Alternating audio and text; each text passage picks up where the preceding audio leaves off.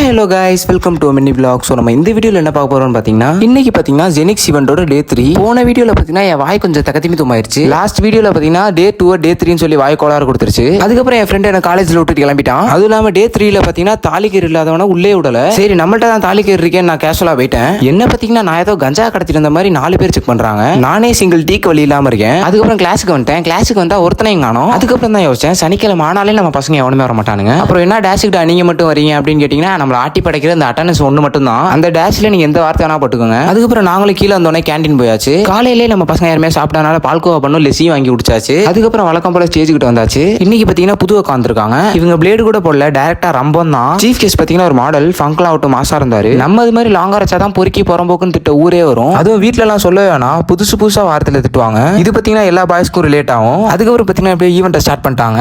நான் பாத்தீங்கன்னா இன்னைக்கு டான்ஸ் மட்டும் தான் ஃபைனல்னு நினைச்சேன். ஆனா கடைசியில இன்னைக்கு பாத்தீங்கன்னா ஃபேஷன் ஷோ வேற நடந்துச்சு. தெரியாதனமா அந்த உட்காந்துட்டோம் அப்படின்னு தான் நினைச்சேன். நான் போக பாத்தீங்கன்னா மிரட்டி விட்டாங்க எல்லாத்தையும். ஒவ்வொருத்தையும் ஒவ்வொரு ரகமா இருக்காங்க.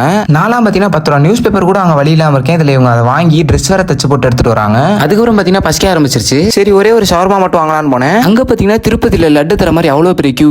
எப்படியும் அரை மணி நேரம் போராடி ஷவர்மா வாங்கியாச்சு. அதுக்கப்புறம் ஒரு கொத்து பரோட்டா வாங்கி சாப்பிட்டாச்சு. சரி லஞ்சம் முடிச்சிட்டு ஸ்டேஜ் ஒன்றுக்கு போனா கிளாசிக்கல் ஃபோக் வெஸ்டர்ன் எல்லாத்துக்கும் ஃபைனல் அங்க. ஆனா நம்ம பசங்க பாத்தீங்கன்னா நொட்டுனா ஃபேஷன் ஷோ தான் நொட்டு இழுத்துட்டு வந்துட்டாங்க. ஒரு பொம்பளை புள்ள வந்தா போதும், சும்மா தொண்டை கிழிச்சிட்டு வீச்சு வீச்சுன்னு கத்துறாங்க நம்ம பசங்க எல்லாம். ஆனா பசங்களும் ஒண்ணுத்துக்கு ஒண்ணு சலிச்சதுன்னு சொல்லிட்டு சும்மா செதற விட்டாங்க ஸ்டேஜே.